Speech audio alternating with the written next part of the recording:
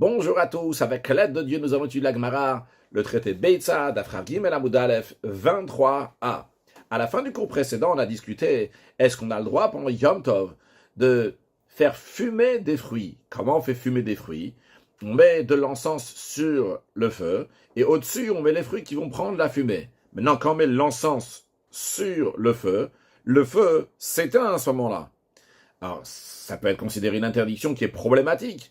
De même, après, ça va s'enflammer, ça va enflammer ces encens. Est-ce que c'est ochel nefesh? Ça, c'est considéré la nourriture. Il y a des gens qui s'en passent, qui peuvent manger des fruits sans que ça soit fumé. Est-ce que tout le monde a besoin de manger des fruits qui sont fumés? Donc, c'est pas considéré ochel nefesh.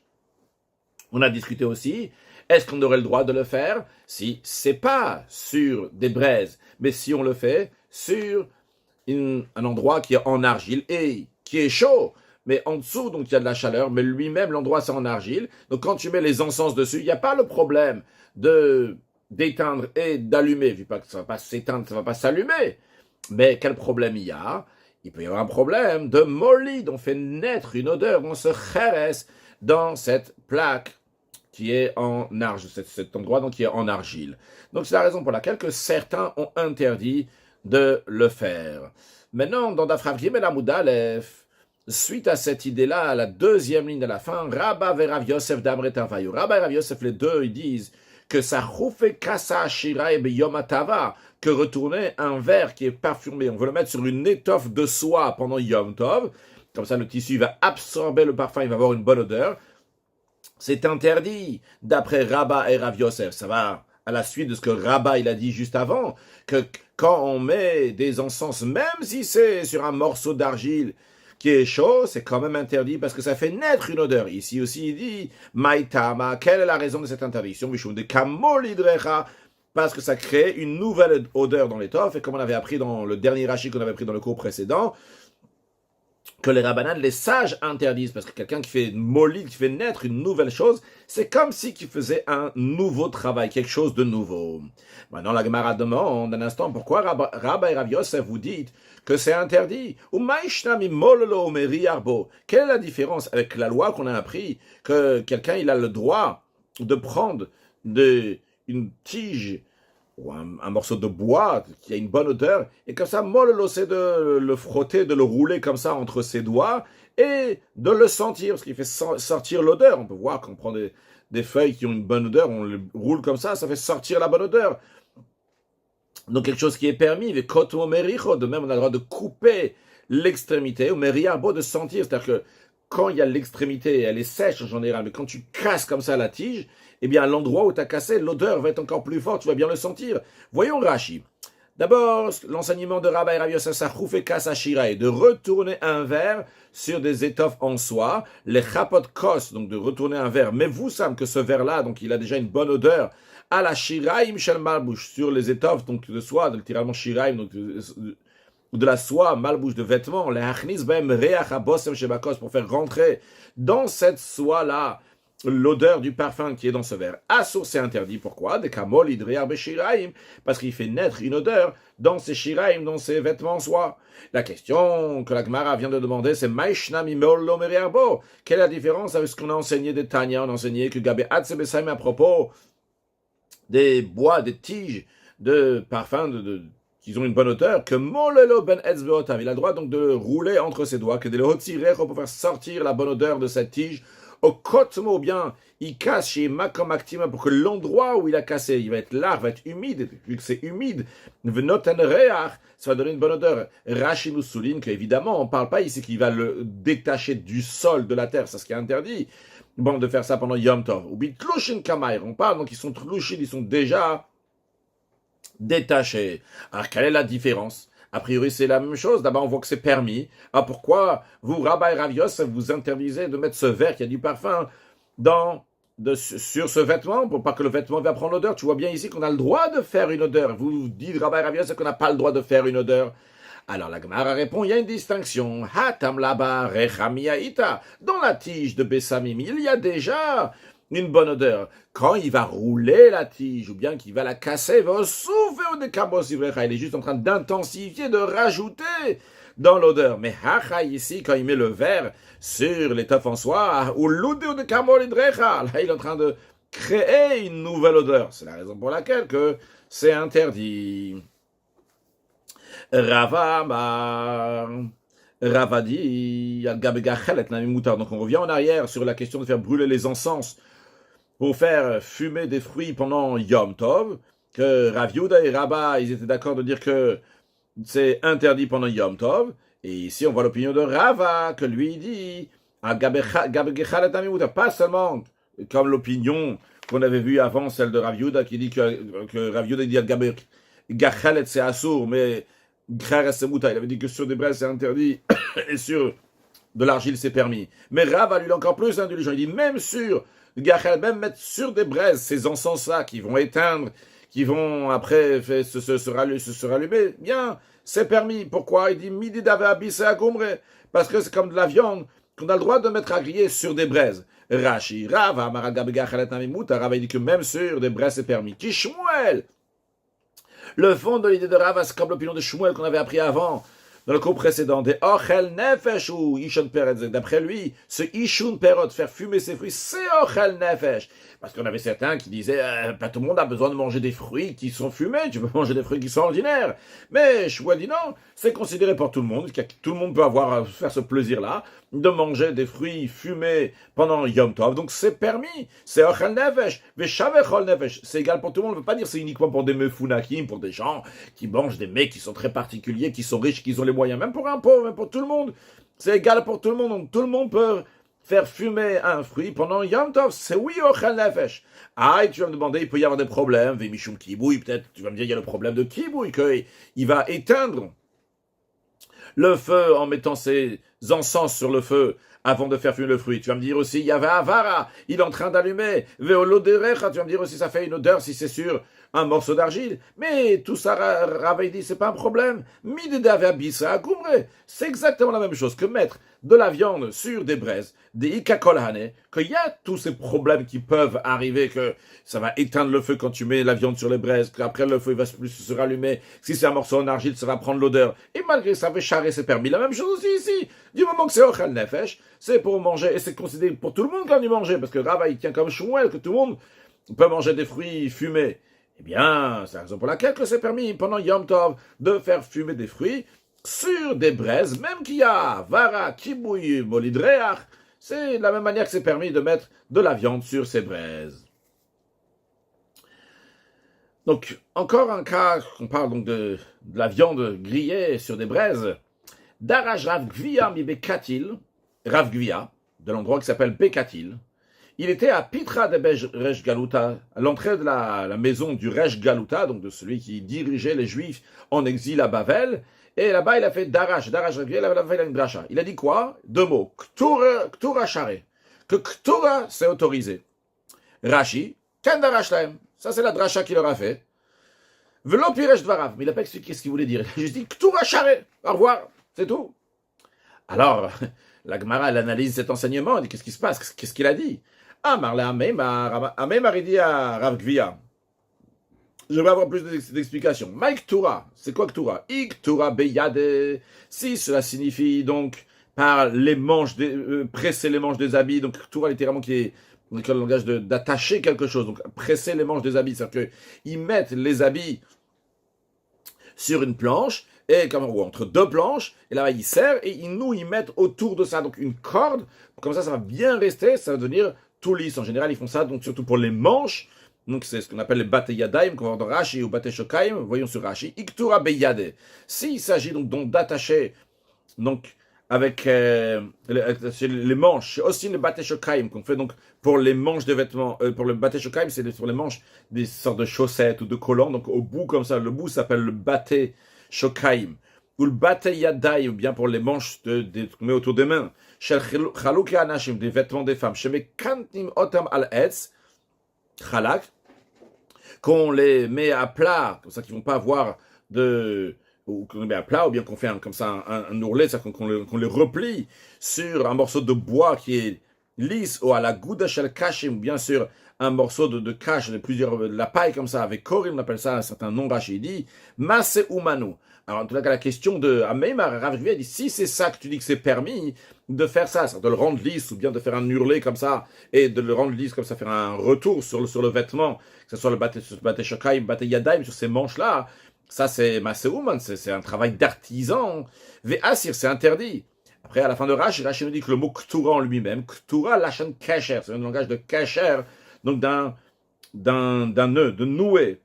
Alors, si c'est ça, je reprends sur le texte d'Agmara. Amar la Meimar, il a dit à Mike Ktura, c'est quoi Ktura? Iktura beyad, et si tu dis que ça signifie donc presser les manches des habits, Maseuman, ça c'est un travail donc d'artisan, que c'est interdit pendant Yom Tov. Il est Hachem. Par contre, si Ktura, c'est le langage de Ktoret des encens, et ça, c'est ton intention que tu es en train de dire que faire des encens serait permis pendant, c'est pas juste faire des encens pour faire fumer quelque chose d'autre, pour que la fumée, la bonne odeur va rentrer dans quelque chose d'autre. Et c'est ça que tu es en train de dire que c'est permis, mais non.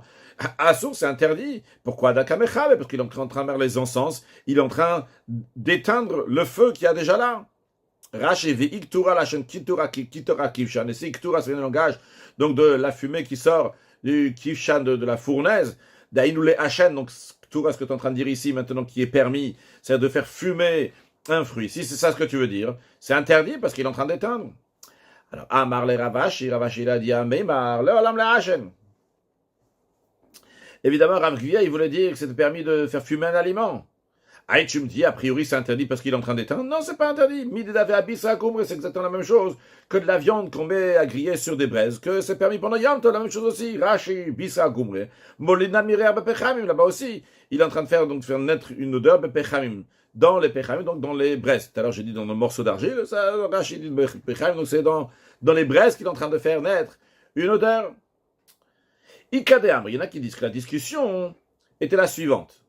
Amar la Amemar. Amemar a demandé à Rav Gvia, il a dit Mike Ktura. Qu'est-ce que tu veux dire en disant Ktura? Iktura beyad ici, tu veux dire que c'est presser les manches des habits?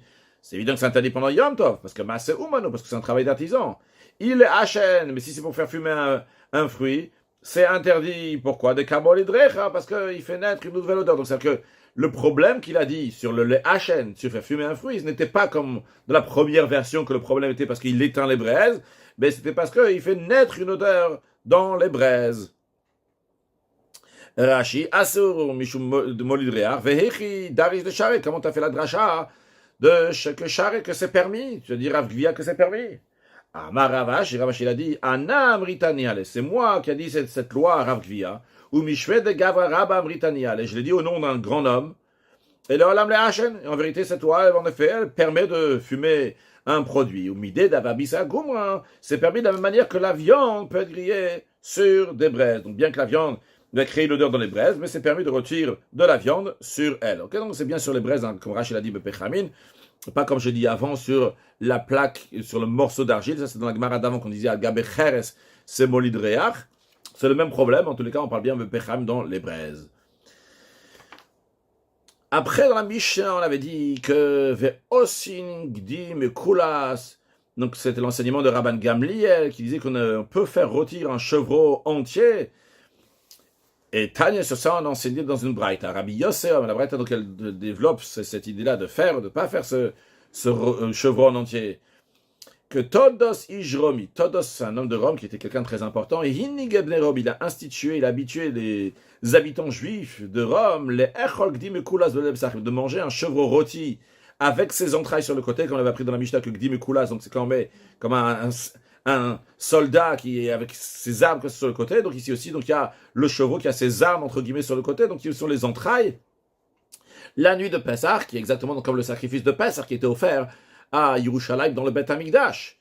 Et sur ça, Shalchoulé, les sages envoyaient le message suivant à Todos. Ils ont dit, il mal Todos Sata. Si tu n'étais pas Todos, comme Rashi nous dit, il mal Todos Sata. Que Chacham Gadol, tu es quelqu'un de très sage, Ve Nirbad, tu es quelqu'un donc aussi qui est respecté, c'est quelqu'un donc, qui faisait que les érudits en Torah, ils ont les moyens pour bien étudier la Torah, donc il est très respecté, très important. Si tu ne serais pas Todos, eh bien, Gozrano Alechanidoy, on t'aurait excommunié pour te forcer à arrêter cette coutume-là, parce que tu amènes les Juifs à manger de la viande sacrificielle à l'extérieur de Yerushalayim, parce que le Korban Pessah, c'est exactement comme ça. qu'on l'amenait, on l'amenait à Yerushalayim, dans le Beth Amikdash. Comment on l'amenait, donc quand il était Mekoulas, quand il était comme ça, avec ses entrailles sur le côté. La Gemara s'étonne, que ça veut dire tout douce, il n'a pas fait manger aux Juifs de Rome des kochim, des sacrificiels. La Gemara c'est kochim sakadatar, ça vient l'esprit de dire que c'était vraiment des offrandes. Il n'y a personne qui a dit que c'était des offrandes, c'était le sacrifice de Pessah. Il faisait ça, mais ce n'était pas un sacrifice de Pessah, ce n'était pas une viande sacrificielle. Rashi kochim sakadatar, mai karo lachil kochim mika. Qu'est-ce qu'on est en train de dire ici? Qu'ils sont un doigt de manger des kochim, des viandes sacrificielles à l'extérieur du Beth de Yerushalayim, à l'extérieur à Rome. Et kochim. Comment c'est possible qu'ils sont kodesh? Il n'y a personne qui les a sentis, il n'y a personne qui a dit ça c'est un sacrifice pour le Beth Amikdash. Juste il leur a dit prenez un chevreau dans votre jardin et vous le sacrifiez le soir de Pessah, vous allez le manger comme ça. Donc il est grillé avec les entrailles sur le côté, mais il n'a pas dit que c'est un korban. La Gemara répond, et la Eima, plutôt il faut dire que le problème qu'on est en train de dire ici à Todd, c'est quoi? C'est que tu fais manger aux Juifs ke'en kochim. Donc quelque chose qui ressemble à des sacrifices. Rashi Eima ke'en kochim. Vehachi shalchule. Ainsi les sages ont envoyé à Todd en lui disant, Shata machlet Israël, tu fais manger les Juifs ke'en kochim, des choses qui ressemblent au sacrifice de Pessah, parce que littéralement ke'en kochim, des choses qui ressemblent à de la viande sacrificielle. Varoe, oh, mais celui qui voit ça, il dit, Houk de chez le Pessah.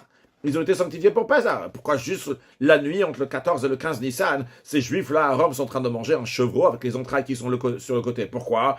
Parce que, comme ça, on fait dans le Beth Amikdash, on offre ça en sacrifice de Pessah. Donc les gens, ils vont dire, tiens, il y a ici un sacrifice de Pessah, quelque chose qui était sacrifié, qui était un korban en l'honneur de Pessah, et on est en train de manger où? On est en train de manger à Rome, on est en train de manger donc dans un endroit qui est interdit de manger le sacrifice de Pessah. Les gens vont arriver à ça, donc c'est la raison pour laquelle que ça serait interdit. Donc ça, c'était la conclusion de ce qu'on avait appris dans la Mishnah de donc Trafalef Amud Bet. Donc là-bas, il y avait trois choses que Rabban Gamliel était mahmir. Non, ça c'est pas celle-là, pas cette Mishnah-là, pardon. Donc c'est la Mishnah de Daf Chavbet Amud Bet. On dit, il y a trois choses. Donc Rabban Gamliel était mekil. Et parmi ces choses-là qui étaient mekil, c'est de faire donc ce gdim bekoulas, donc ce chevreau-là, donc avec sur le côté les entrailles, le soir de Pessah, et les sages avaient interdit. Donc on avait vu dans la Mishnah précédente, donc Nafrafet Amoudbet 22b, on avait donc trois choses dans lesquelles Rabban Gamliel il était indulgent, et les sages donc ils étaient plus stricts. Dans le même esprit maintenant, nous avons une autre Mishnah, qu'il y a une personne, c'est Rabbi Elazar ben Azariah, qui permet et que les sages vont interdire. Shloshat varim Rabbi Elazar ben Azariah matir. Trois choses Rabbi Elazar ben Azariah permet, et les sages interdisent. Premièrement, que Parato Yotza Birtsua Shemen Karnea, sa vache, la vache de Rabbi Elazar ben Azariah, sortait dans le domaine public pendant Shabbat avec une lanière pour embellir la vache, donc cette lanière-là qui se trouvait entre ses cornes. Rashi Parato Yotza, il parle donc de Shabbat, vu que Rashi est le Shabbat, le jour de Shabbat, parce que le jour de Yom Tov, il n'y a pas l'amlacha, il n'y a pas l'interdiction de faire de Shvita, de faire reposer l'animal le jour de Yom Tov, mais donc c'était bien le jour de Shabbat. Deuxièmement, on peut brosser un animal avec un peigne en métal, donc il y a des dents qui sont fins le jour de Yom Tov. Donc ça c'est l'expression de mekardine, ne pas confondre avec l'expression de mekart sefin qu'on va voir dans la suite. Donc mekardine c'est un peigne qui est fin avec des dents en métal, et donc quand on va peigner l'animal pour lui faire sa toilette, on peut peut-être lui faire une blessure, donc peut-être faire couler du sang. Rashi, j'aurais dû faire le Rashi d'avant, Birtsua Sheben Karnea, dans la lanière qui est entre ses cornes, les noyes, pour embellir, pour faire beau la vache. Ve'amora banan, les sages disent que c'est interdit. Rabbi Lazar lui dit que c'est permis, mais les rabbanan les interdisent, parce qu'ils disent Masoyou, c'est un poids sur la vache. Ve'enotarchila, c'est pas considéré un bijou, une parure pour la vache. Après, deuxième chose, Rumbe Kardin, Rashi dit un mot en français, Bemigreret shel barzel, donc c'est un peigne en fer, chez Shiné, à Dakot, qui a les dents, donc qui sont fines. Et Rabbi Elazar ben Azariah permet, David Chabour, bien que ça fait une blessure, ça peut faire une blessure, il peut y avoir du sang qui va couler sur l'animal, malgré ça, Rabbi Elazar ben Azariah permet. Troisième chose, on peut moudre des grains de poivre dans leur moulin, Rashi, donc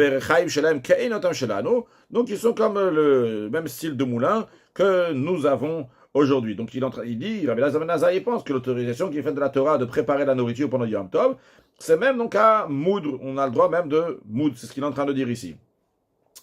Après, la Mishnah dit que Rabbi Yehuda Omer, Rabbi Yehuda, il dit, El Mekadin Tabemi. Il n'est pas d'accord, parce que Rabbi Elazar ben Azariah, il a dit qu'on a le droit de brosser un animal avec un peigne fin, avec donc des dents qui sont en métal. Beyom Tov, pourquoi? Parce que ça fait une blessure à l'animal, il y a du sang qui peut couler.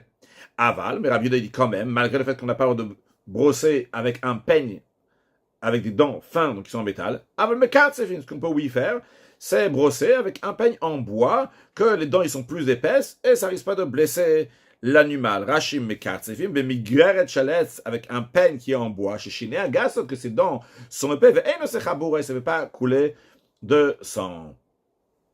Une troisième opinion en ce qui concerne donc l'animal, est-ce qu'on a le droit de le brosser ou pas? On a vu deux opinions pour l'instant. Rabbi Elazar ben Azariah qui permet avec tous les peignes, même un peigne qui est en métal avec des dents fines qui fait saigner l'animal. Et Rabbi Yehuda uniquement avec un peigne qui ne fait pas saigner l'animal, donc avec des dents qui sont plus épaisses en bois. Et troisième opinion, on ne peut pas brosser ni avec un peigne en métal, mais même pas avec un peigne en bois. Alors, la Gemara s'arrête tout d'abord sur ce qu'on a dit à propos de Rabbi Elazar ben Azariah, que sa vache sortait avec une lanière pour l'embellir. La Gemara s'interroge, le même race, cela veut dire de Rabbi Elazar ben Azariah, Chadapara, il avait juste une seule vache, Rabbi Elazar ben Azariah. On dit, sa vache, elle sortait avec une lanière entre ses cornes, mais il n'est pas qu'une vache, Rabbi Elazar ben Azariah, Ve'amarav. Rav, il a dit, après là, il y en a qui disent que c'est Amarav Yehuda, Amarav. Yehuda, il a dit non de Rav. Que Tlei Saral fait aigle avec Maaser Rabbi Elazar ben Azariah, mais Edri Kol Shata Veshata. 13 000 veaux, Rabbi Elazar ben Azariah prélevé de son troupeau chaque année. C'est-à-dire, la Torah, elle dit que quand tu as 10 animaux, tu les comptes et le 10e, il devient Maaser. Et Rabbi Elazar ben Azariah, chaque année, il avait 130 000 veaux de maaser, de dîmes. C'est-à-dire que s'il avait 13 000 veaux de maaser chaque année, c'est-à-dire qu'il avait 130 000 animaux qu'il laissait chaque année. Et tu me dis, une vache. Il n'avait pas qu'une vache, Rabbi Elazar ben Azariah. La Gemara répond, Tana, c'est dans une braïta, lo shelo haïta, en effet. Cette vache-là n'était pas la sienne. La shaleshchento haïta, c'était la voisine de Rabbi Elazar ben Azariah. Et sa voisine faisait sortir sa vache avec ses lanières entre ses cornes. Et Rabbi Elazar ben Azariah, lui, il pensait que c'était pas interdit. Les sages disent interdit, mais lui, il pense que c'est pas interdit. Ou mito shalom yichaba. Mais puisqu'il n'a pas protesté à sa façon de faire, il n'est pas parti chez sa voisine lui dire, écoute, les sages, ils ont dit que c'est interdit. Eh bien, Nikret al-Shmo, cette vache, elle a appelé en son nom, comme si c'était la sienne qui était sortie avec cette lanière entre les cornes. Maintenant, la Gemara reprend le mot de la Mishnah qui dit qu'on peut brosser un animal le jour de Yom Tov. Donc c'était l'opinion de Rabbi Elazar ben Azariah qui disait qu'on a le droit de brosser même avec un peigne qui est fin qui peut faire sortir du sang. Comme on l'a vu dans la Mishnah, il y avait trois opinions. Celle de Rabbi Elazar ben Azariah qu'on peut brosser même avec des dents qui sont fins, peuvent faire couler du sang. La deuxième opinion, que uniquement avec des dents en bois, donc qui sont épais, qui ne font pas couler du sang, celle de Rabbi Yehuda. Et la troisième opinion, celle de Chachamim, qui interdisent l'un et l'autre. On va discuter donc de cela justement dans les prochaines lignes. Tanura Banan s'est enseigné dans une braïta. Déjà, Rashi nous dit que Bemaika miflege kula lishtan garsinan, donc en quoi ils sont en désaccord, etc. Ça, cette expression-là, donc elle n'est pas dans la, elle n'est pas à faire dans la version de la Gemara. Donc en effet, dans la Gemara, on n'a pas cette version-là. On le dit comme ça. Tanura Banan. Les sages enseignent dans une braïta. Ezo keirud vezo kirtzuf. On a parlé dans la Mishnah de Mekardin et Mekartsefin. Donc il y a un Keirud et il y a un Kirtzuf. C'est quoi le Keirud et c'est quoi le Kirtzuf? Alors on dit Keirud, Ktanin vosim chabor. Le Keirud Mekardin, c'est brossé avec un peigne en métal qui a des fines dents, donc Ktanim, et Osim Chabora, ils font une blessure, ils peuvent faire une blessure, ils peuvent faire couler du sang. L'expression de Mekartsefin, donc le Kirtzuf, c'est Gdolim. Il s'agit donc de brosser avec un peigne qui en bois, que les dents ils sont larges, et ils ne font pas de blessure. Il y a trois avis divergents à ce sujet. Rabbi Yehuda Sava, Rabbi Yehuda, il pense que Davar Shenomit Kaven Asur, une chose que la personne n'a pas intentionnellement de faire, c'est quand même interdit. Donc, Miou cependant, Keirud Ktanim, Vosim Kaboa, il dit brosser avec un peigne en métal dont les dents ils sont fines, ça peut provoquer une blessure. C'est la raison pour laquelle que c'est interdit. Même si c'est Nomit Kaven, mais c'est pas ton intention de le faire, c'est quand même interdit. Kirtzuf, le Kirtzuf, donc c'est brosser avec un peigne en bois. Gdolim, c'est avec donc c'est un peigne en bois, donc des dents qui sont grandes. Ve'enosim Kaboa, ça ne fait pas de blessure, c'est la raison pour laquelle que c'est permis. Ah, il t'aurait pu me dire comment on va interdire On va interdire même avec un peigne en bois qui a des grosses dents. Pourquoi? Parce que si tu vas permettre avec ce peigne-là, les gens vont faire aussi avec l'autre peigne qui est interdit. Rabbi Yehuda dit non, on ne va pas interdire de brosser avec un peigne en bois à cause du risque de confusion et qu'on va arriver aussi à en brosser avec un peigne en métal. C'est ce qui serait interdit. On ne fait pas cette xéra-là. Rabbanan, c'est vrai. Nami ki Rabbi Yehuda, Rabbanan aussi. Les sages de la Mishnah qui interdisent aussi bien avec des dents en métal et des dents en bois, ils pensent aussi comme Rabbi Yehuda que quoi?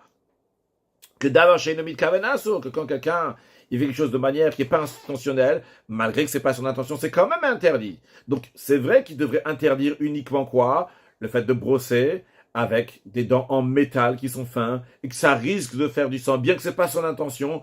C'est ça qui est interdit. Pourquoi les chachamim, les sages de la Mishnah, les rabbanan, donc ils interdisent aussi de brosser avec un peigne en bois? La raison elle est parce que parce que on interdit de brosser avec un peigne en bois à cause du risque que les gens vont avoir une confusion. Ils vont dire avec le peigne en bois j'avais le droit, avec le peigne qui est en fer, en métal, j'ai aussi le droit. Puis la troisième opinion, c'est quoi? C'est Rabbi Elazar ben Azariah, ça va que Rabbi Shimon. Rabbi Elazar ben Azariah, il pense pas comme l'opinion de Rabbi Yehuda, il pense comme l'opinion de Rabbi Shimon. On n'a pas vu ici l'opinion de Rabbi Shimon, on a déjà vu dans le passé. C'est une machloket générale, donc on retrouve plusieurs fois dans la Gemara. D'avoir chez le Kaven sur quelque chose qu'on n'a pas l'intention, est-ce que c'est interdit ou pas? On a vu ici l'opinion de Rabbi Yehuda, qui est prise aussi bien par Rabbi Yehuda lui-même, évidemment, et aussi bien par les sages. Mais il y a une autre opinion, celle de Rabbi Shimon qui dit que d'avoir chez le Kaven, si la personne n'a pas l'intention de faire quelque chose, et même si la chose elle va se faire, eh bien c'est permis. C'est la raison pour laquelle Rabbi Elazar ben Azariah, lui, pense comme Rabbi Shimon. D'Amar qui dit que d'avoir chez le Kaven moutar. Rabbi Shimon dit quelque chose qui est fait sans intention, c'est permis. Ou ben keirud, ou ben kirtzouchar, donc brosser, que ça soit donc avec un peigne en métal ou bien avec un peigne en bois, c'est permis. Parce que même avec un peigne en métal, son intention c'est pas de faire couler du sang, son intention c'est de faire la toilette à l'animal. Il y a du sang qui va couler, c'est pas son intention, c'est permis. Rashi qui nous dit Garcine ainsi la version, je vais pas tout retraduire parce qu'on a vu dans la Gemara, que Shalash Machlot Davar, Rabbi Yehuda Savar Davar Shemit Kaven Aso, Miu Kirud Ktani Vosim Chabura, Kirtsu Gdol Vosim Chabura, Velo Gazan Kirtsu Vatu Kirud, Ve Rabbanan Savrela ki Rabbi Yehuda Damar Davar Shemit Kaven Aso, Ve Gazrinan Kirtsu Vatu Kirud, Ve Rabbi Elazar ben Azariah Savar Davar Shemit Kaven Mutar. Et Rashi l'explique. Ou Pirej Rabbi Yehuda Savar Chabura Pishemit Kaven la Aso. Rabbi Yehuda il pense qu'une blessure, même si ce n'est pas son intention de faire la blessure, il voulait juste faire la toilette de l'animal, il a pris un peigne en métal, non, il y a du sang qui va couler. Malgré ça, c'est pas son intention, Rabbi Yehuda te dit c'est interdit. Miou cependant, Archacha, ce chash, cette crainte-là qu'il va y avoir du sang qui va couler, c'est dans quoi? C'est uniquement si c'est un peigne en métal, Bekeroud. Ita, c'est uniquement dans le peigne en métal. Hilka, c'est la raison pour laquelle que Rabbi Yehuda dit on n'a pas le droit de brosser l'animal avec un peigne en métal. Aval bekirtsouf, mais lorsque c'est avec un peigne en bois, les kalameichash meshum chabour, il n'y a pas de quoi craindre qu'il va faire un chabour, qu'il va faire une plaie. C'est la raison pour laquelle c'est permis et on ne fait pas de xéra de dire si tu vas lui permettre avec le peigne en bois, il risque de le faire aussi en peigne en métal. Les Rabbanan, c'est vrai, les Rabbanan, ils sont plus stricts que Rabbi Yehuda, bien qu'ils pensent le principe. Nami ki Rabbi Yehuda, que Rabbi Yehuda, d'avachamil kavenaso, c'est quelque chose que quelqu'un fait sans avoir intention, c'est aussi interdit. Donc, évidemment qu'on n'a pas le droit de peigner l'animal avec un peigne qui est en métal. Mais au Machmir Emine, ils sont plus stricts que Rabbi Yehuda. Pourquoi des gaz Kirtsouf, Atukeud, qu'ils interdisent même de brosser avec une brosse en bois, de peur que si tu vas permettre avec une brosse en bois, les gens ils vont arriver à brosser avec une brosse qui est en métal. Et après, on avait la troisième opinion, Rabbi Elazar Savar, Rabbi Elazar qui pense que, il veut mettre Kaven Achavura, que c'est pas l'intention de faire une blessure, il veut juste faire la toilette de l'animal. Afaga des zin mitre, mais bien que des fois ça arrive que ça va faire une blessure et qu'il va y avoir du sang. Charret c'est permis. Hilka, c'est la raison pour laquelle, d'après lui, a fait le Keirut charret, même de brosser avec une brosse en métal, c'est permis parce que c'est pas son intention. Si ça va arriver, eh bien, ça arrivera, mais c'est pas son intention. S'il va y avoir du sang qui va couler. Pour conclure, Amar Rav Nachman, Amar Shmuel. Rav il a dit on Rav Nachman, il a dit on Shmuel. Et Amr il y en a qui disent que Amar Rav Nachman, c'est Rav Nachman lui qui a dit que halacha ke Rabbi Shimon. La loi, elle est sur l'opinion de Rabbi Shimon, que quand quelqu'un il fait quelque chose pendant Shabbat et c'est pas son intention, si c'est pas la conséquence n'est pas son intention, eh bien c'est permis. Pourquoi Rav Nachman dit que la halacha est comme Rabbi Shimon, la loi est comme Rabbi Shimon, que d'avoir chez le mitkav quelque chose qu'on n'a pas l'intention c'est permis. La raison elle est chez Rabbi Elazar ben Azariah dit, tu vois, Rabbi Elazar ben Azariah il est d'accord avec Rabbi Shimon. C'est une preuve que Rabbi Shimon il a raison. Comme ça Rav Nachman dit. Alors, Amar le Rav Nachman, Rav il a dit à Rav Nachman un instant, tu dis que la lacha elle est comme Rabbi Shimon, que quelque chose qu'on n'a pas l'intention de faire, c'est permis pendant Shabbat, il fait quelque chose et au passage il y a quelque chose qui se fait, comme Rachid d'ailleurs nous dit avant de voir, halacha que Rabbi Shimon de Amar, que Rabbi Shimon il dit, dans le traité Shabbat, Gorer Adam Mita, quelqu'un il peut tirer un lit, qui c'est, un banc, une chaise, ça un banc, il peut le tirer sur de la terre, bien qu'il y ait un sillon qui risque de se faire, parce que d'abord chez l'ami de Kaven, parce que c'est pas son intention de faire un sillon. Lui il tire le banc, il y a un sillon qui risque de se faire, s'il va se faire, non, ça va se faire, mais c'est pas son intention. Et d'après lui, donc c'est moutard. Et donc, Rav Nachman, il a dit que la lacha, elle est comme Rabbi Shimon, parce que Rabbi Elazar ben Azariah, il pense comme lui, comme on vient de voir dans la Mishnah. Mais Rav a dit à Rav Nachman un instant, Velei mamar halacha ki Rabbi Yehuda, que maître, Rav Nachman, t'as qu'à dire que la lacha, elle est comme Rabbi Yehuda, que c'est interdit d'avoir chez le Kaven quelque chose qui n'a pas d'intention, c'est interdit. Pourquoi chez Chachamim, Modimlo? Dans la Mishnah, tu vois bien que Chachamim, les sages, ils sont d'accord avec Rabbi Yehuda. Toi, t'as pris Rabbi Elazar ben Azariah, t'as dit, Rabbi Elazar ben Azariah, Elazar ben Azariah, il dit comme Rabbi Shimon, je dis aussi comme Rabbi Shimon. Donc, Chachamim, les sages, ils disent comme Rabbi Yehuda, que c'est interdit d'avoir chez le Kaven quelque chose qu'on n'a pas l'intention. Il dit que la lacha est comme Rabbi Yehuda. Rabbi Nachman, il s'explique, il dit, Amarle, il dit, moi, perso, qui Rabbi Shimon Sirale. Moi, je pense que le raisonnement de Rabbi Shimon me semble extrêmement logique, la lacha est comme lui. Moi, je pense comme lui. Mais non, juste, je viens rajouter de l'eau à mon moulin en disant j'ai encore une raison pour dire que la lacha est comme Rabbi Shimon. En plus que c'est logique. Pourquoi? Parce que Rabbi Elazar ben Azariah lui approuve. Conclure avec une halakha, pendant Yom Tov, on n'a pas le droit de mettre comme ça, de faire des kmatim, le ktura, on a dit donc comme ça d'arranger, comme ça de faire des traces sur le vêtement quand on veut replier quelque chose, ou bien pour lisser le vêtement. Un mot de chassidut, l'Admour Hazaken dans le Tanya, Yeret Hatshuva Perek Bet, il ramène le comportement de Rabbi Elazar ben Azariah qui n'a pas protesté, qui n'a pas dit à sa voisine, les sages, ils interdisent. Et il ramène que Rabbi Elazar ben Azariah, il a jeûné énormément pour se faire pardonner sur le fait qu'il n'a pas protesté ce que sa voisine, elle a fait. Dans la suite, l'Admour Hazaken ramène donc plusieurs jeûnes qui étaient institués donc par les sages, par le Harizal, pour différentes choses, comme par exemple quelqu'un qui se met en colère, 151 jeûnes, etc., etc. Mais dans la suite, il dit que de nos jours, on n'a pas les forces de jeûner comme c'était à l'époque. Et donc, aujourd'hui, comment on fait? À la place de cela, on donne la tzedaka, v'chater, bitzedaka fok, que les fautes donc sont rachetées par la tzedaka, et c'est la raison pour laquelle que de nos jours, on rajoute énormément dans la tzedaka, et gdol la tzedaka, shemekarev et tageoula, la tzedaka a la particularité qu'elle amène la délivrance, la venue de Mashiach, na, ou une excellente journée.